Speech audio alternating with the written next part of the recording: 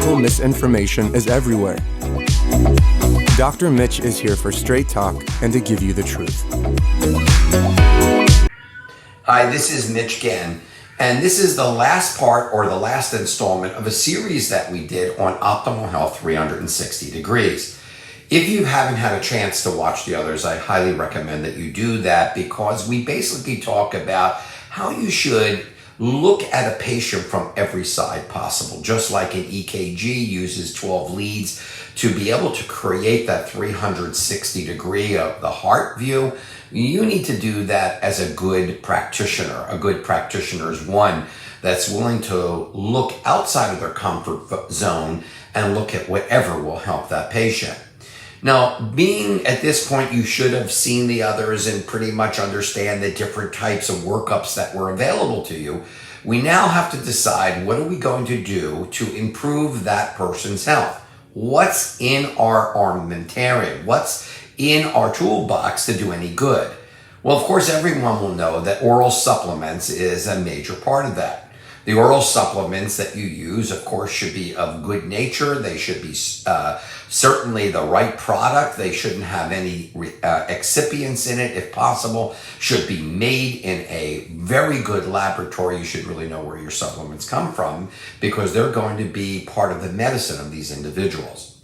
The other is, if you're not already, you should be aware that IV nutrition repletion is essential.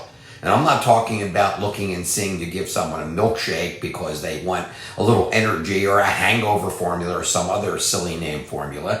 You want to make sure that they're getting exactly what they need, and that you've made that decision based upon their blood work and the other tests that we've discussed. And then, of course, the amount of times and repetition will be up to you as the clinician.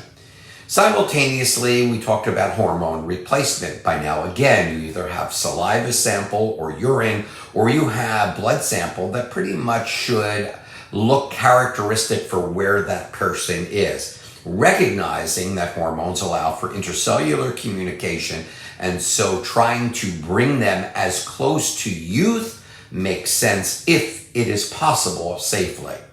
Polypeptides also enter the picture. Often they're used as an adjunct to facilitate some biochemical reaction that you want to go quicker. And when we talk about detoxification, of course, that would have to do with especially things that you can detox. I'm talking about if you've checked for toxic metals, for example.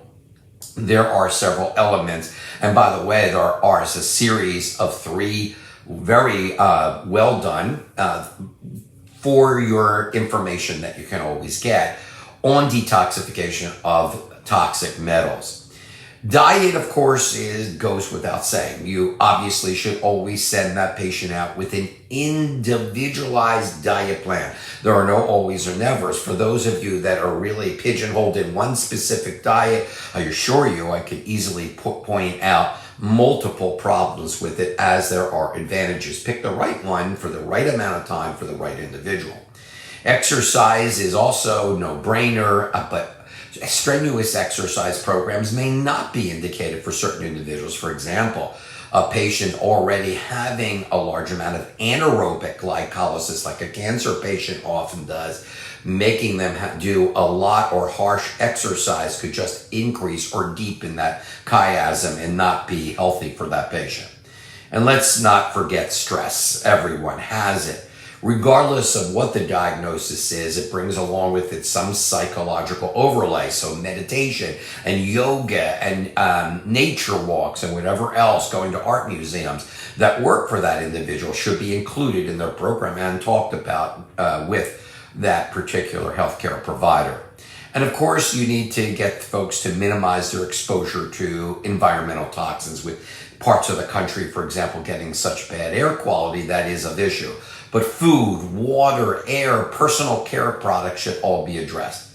And don't forget those things that can create a change that are amazing that we did introduce, and that was photobiomodulation, certainly molecular hydrogen, which does everything, including increase NRF2, i.e. increasing your antioxidant status, and hyperbaric oxygen. But all these things that I just presented to you in this particular component are to be overlapped. Not one, not two, maybe 4 or 5 or all of them to a judicious degree where you can create that change and lead to, all right, what we've been talking about, Optimal Health 360.